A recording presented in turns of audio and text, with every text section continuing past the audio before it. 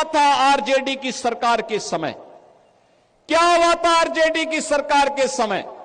बहनों और भाइयों, आरजेडी की सरकार के समय में यहां पर बिहार के अंदर 70 से अधिक नरसंहार की घटनाएं हुई थी। 76 से अधिक नरसंहार की घटनाएं। इन्होंने जातीय संगठन खड़े किए थे। बिहार में जाति को जाति से लड़ाते थे। पर्व और त्योहार नहीं होने देते थे।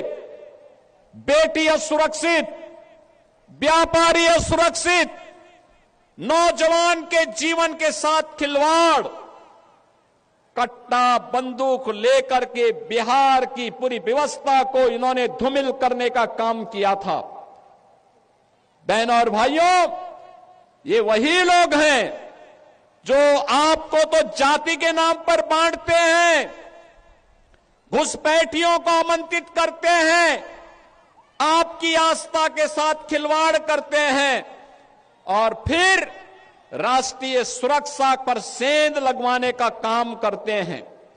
बहनों और भाइयों, मैं आज आप सबसे ये कहने के लिए आया हूं, कोई भी दंगा नहीं है, कोई नरसंहार नहीं है, कोई अराजकता नहीं है। अब तो हमारी मिथिला भी चंगा है, विकास के पथ पर अग्रसर बढ़ने का काम कर रही है।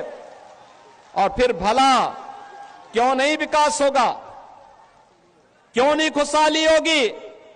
ये धरा तो बहुत महत्वपूर्ण है।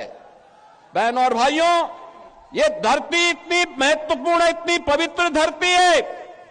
ये धरती, यहां पर हम लोग जब मैथिल कवि कोकिल विद्यापति की बात सुनते हैं तो हमें स्वाभाविक रूप से इस धरा का स्मरण हो आता है। बहनों और भाइयों, महाराज कामेश्वर सिंह, जिनके शासन में संगीत, शिक्षा, कला और संस्कृत विद्या के प्रचार प्रसार के लिए कार्य हुआ, ये धरती उनकी पावन धरा है।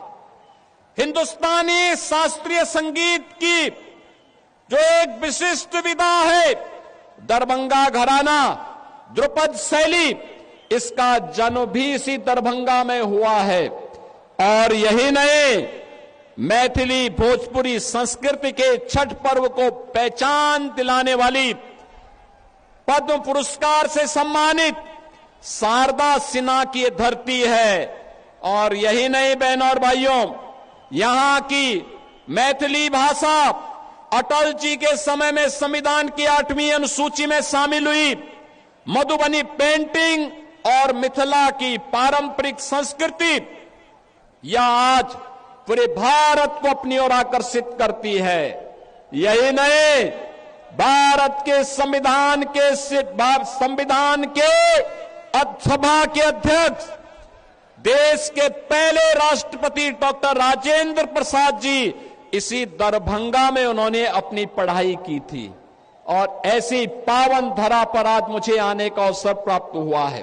इन लोगों को एनडीए सरकार के द्वारा किए गए विकास दिखाई नहीं दे रहे, उसकी खुशबू इनको सुनाई नहीं दे रहा है, दिखाई नहीं दे रहा है।